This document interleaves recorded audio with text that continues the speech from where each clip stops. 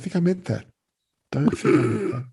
3 remarkable, I would say, things have happened since we last spoke. One is you finished. Well, actually 4. More like falling up. You signed a new deal. Yeah. Which is amazing. That's fun. And I don't actually understand how this happens, but you've not only have you signed a new deal, but you've already delivered the next one, right? Yeah, well, that's the one I delivered. In its infancy form, but that's still, a lot more than most of us do it. And the CBC Awards, which is amazing. That's so much fun. How does that feel? That's really fun. Is that a bit cool nuts? because I didn't even know. Like, I didn't know it was being announced. I've managed to tune out and because I just started gaming him in League of Legends now. Bronze 2, man, which is good because I thought I would have been a state if I'd have known, and I thought I'd be really bad this year at like watching every single award that came out and get all upset because I'd not like performed well or something. But instead, I just learned how to play League of Legends and forgot to even look at anything, and it's perfect. It's the best way to do it. And then you were like, and then when it came out, you go, "Who's the legend now?" And I'm bronze 2, man. I'm like bronze 2, man. So the fourth very important thing was that I read this. All right, I'm going to die. It was really good. I thoroughly enjoyed it, and B, it like gave me fantastic insight into something that I really otherwise don't get insight into. And like it was a really great book. So you don't think like well that? Done, you. Thank you. No. You don't. Yeah, right. No. I mean, like that's weird. I did, what I found like particularly intriguing was the stuff about reciting rules to know how to behave contextually appropriately in social spaces. That was amazing. It was really cool. I don't even think about that. Super good character, like, really nice, like, just, I felt good at the end of it. And, good. Yeah, no, that's good. I often don't feel good at the end. I mean, admittedly, I choose to read books that are made to destroy me. Fiction. Yeah. I was like, it's got to be harder. He's a punk rocker. I'm telling you, he's a punk. Yeah. Like aging, but he's a punk. It's that. We did. Theme song. Yeah. And I played him some Youthcore. Was that on there, or did I do that separately? So it's like, I know you think writers are one thing, but you're going to have to just let all that go. No one remembers. But I'm not. There's only 2 of me. We're doing a Benjamin Button episode. I'm in the middle of nowhere. In which case, it's justifiable homicide. We're procrastinators, right? So you need to do stuff to get attention. It's great chatting on there, but sometimes we actually have to do work, and this makes me kind of. There's arguably a lot of me tricky creatures. She just wants to get laid. She's just like, come on, for God's sake.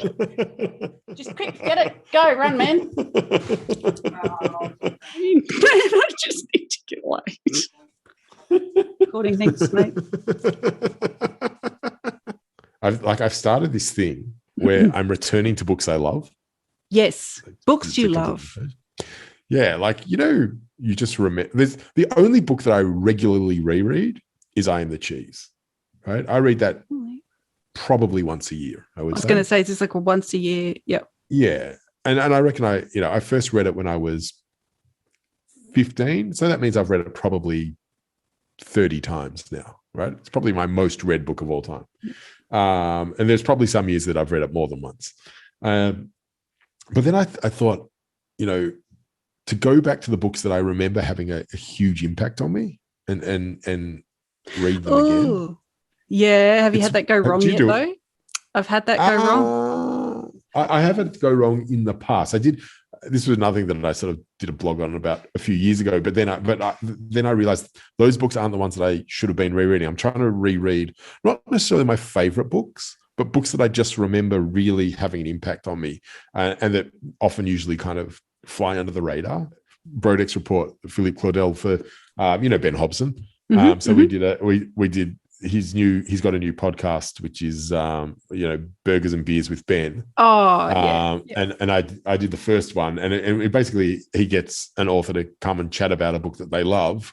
He reads the book as well, and we do a bit of a deep dive, and that was cool fun. Right, and the book, that's interesting. The book is still great, right? So that was cool. And now I'm reading. I thought you were going to say, but I thought you were going to say the book's still great. No. Okay, no, it stood up. Did you ever read that? Did you ever read that? An Instance of the Finger Post? No. Oh, to me, this is like the greatest like murder mystery book ever, and it's like an incredible like political intrigue set in the 1600s, and it basically tells the same story 4 times through different characters' perspective, and each one uncovering the other's lies, and only the last one is the truth. And it's very, very cool. Yeah, because I like that format. I like that. This is one of those ones. If firstly, it's just a great read, but secondly, if you're an author and you're interested in the way structure works, and that it's just such a brilliant example of it. Yeah. So I'm reading that now, but it's actually like in some ways it's better than I remember, and in some ways it's a bit of a hard slog because it's the political. Well, you really need to be able to concentrate, and I'm not sure that I'm still in that point where I can. Did you skim any bits? No. I'm like, okay. I'm reading it. No, I just wondered if it's like a hefty one. Like Tolkien, you're like, Well, there's like, it's actually like reading Moby Dick, Herman Melville. I don't know. See, there's a skim read for me. It's where I started. Well, I go, that's why I don't want to read that. Yeah. So a great book, except large chunks can be omitted, easily skimmed. Okay. Like it's just like whenever he starts talking about the particulars of whaling and the history of whaling, you're just like, okay, I get it. You're being paid by the word. Like I'm just going to skip this section but the actual story parts, and they were being paid by the word, and they just had to produce. So sometimes when they didn't have the juices flowing, they would just we've never tried that. Let's just put some facts in there, and let's just waffle on about fish for a while, and exactly what he does, right? This one, the problem is if you don't pay attention for any even for 5 seconds, then you've lost it, and you're like, oh great, I have to start at the start again, and it's a 750-page book. Were you ever into him? No, Banks? We're back to the bridge again. Here we go. Yeah. No, this is the actual reason I have the bridge with. Okay, I was going to say that was kind of handy that you had that right. Was not just to make a bad joke about jumping, but because this I remember from like when I was in second year uni was like my favorite book, and I just like blew my mind. Not on your course though. That was outside because that's not on any course I know. You always have that one friend who is like your reading friend, and you just realize that your tastes are pretty much genre friends. Like I've got my one who loves Agatha Christie, my one who loves these ones, and they always want you to read their genre or their favorite thing. Yeah, I don't have enough friends to have that. I cheated. That's my mum. I don't speak to mine. No, I'm joking. So I've got this one friend who we just have very similar taste. It's one of those like kind of mindfucky. The entire book happens on a bridge that kind of leads nowhere one way and nowhere the other way, and it's very cool. But the funniest thing is, I read the first couple of chapters just a couple of weeks ago. I'm going to reread it again, but I read the first couple of chapters. I was like, oh, it's a little bit 20-year-old would like this. We are the old ladies now. Yes, we are. Right. The other one that I'm dying to read again that no one has heard of is that. It's called Schopenhauer's Telescope by the cover, but yeah, it's gorgeous, isn't it? Snowy, yeah. And all I remember about it is it's just a conversation between two guys. One guy digging a grave in a forest, and the other guy standing over him with a gun, right? And that's just it's during a war, like a non-specified war, and this guy's taken out of his village at the beginning by soldiers. And then he's left with this one soldier, and the rest of the book is their conversation. But you never know who's the bad. You never know which one's the bad guy until the very end, right? And it's like, you sell books so well. The way you summarize what a book's about, it's just like, I love that. Well, this is the thing. Like, thanks. But my concern now is that like I've oversold it to myself, like my memory of it. Yeah. And like, some books resonate at a particular time in your life, and that's but that. Does it ruin it? Do you risk ruining it if you go back? I've ruined absolutely. What have you ruined out of curiosity? Well, I used to read a lot of fantasy fiction. So David Eddings and Catherine Kerr series, 13 books in a series. You know, all of the Malloyan, David and Lee Eddings and Anne McCaffrey and all the Dragon books and all of these ones. The Crystal Singer series had moments in it that used to make me just feel so much, like this deep thing. Anyway, and it was enough. I read them like for birth preparation, like a hypnotherapy thing. So I'd read them to music, and then I could hear the music and be taken back to that, and it was enough. The emotional reaction was enough to distract me. That is amazing.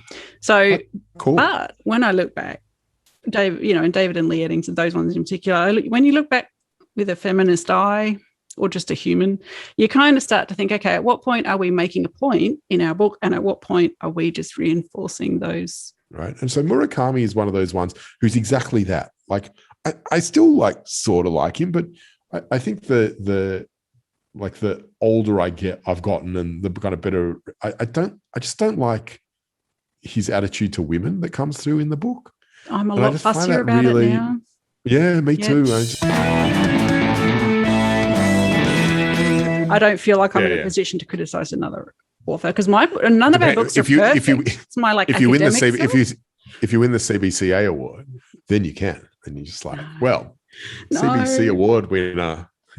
People don't understand, because I do it to my own book too. Like academic, we just cut anything to shreds if we want. Like that's what we do. But it's not because it's like saying this is bad. It's saying, wow, isn't it interesting our culture produced this via you? Isn't that what we're thinking about? Whereas I don't think other people see it that way. So I've got to be careful. Isn't that nice to think that we're like a conduit? We are. Culture conduit. Yeah. I mean, it's a little bit presumptuous to think everything we put in our novel is there by intent. But the author didn't necessarily put it there. It's the intent part, yeah. And so because as an academic, we're kind of taught to be really careful about where we're saying the meaning is made. And if the meaning is made in the reading and in the act of reading, you can't study the one reader and the one author. Well, then you're left studying, what produced this book and why was it published or received and deemed to be so at this point in time, because it's not a blame game. Cool. It's not a blame game. Yeah, it's just what can I use to investigate this? Like these are just the fodder. The books we've got are what we use them to look at where we're at. That's what we did. You'll get me going on and on. Yeah, exactly. But I've got to read one. Now I'll sit back for the lecture.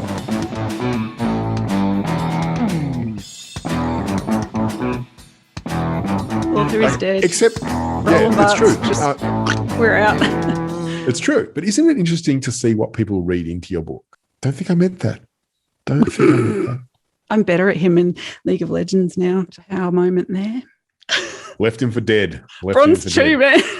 It's just don't ask what book he's got in his pocket when you left him for dead. Meanwhile,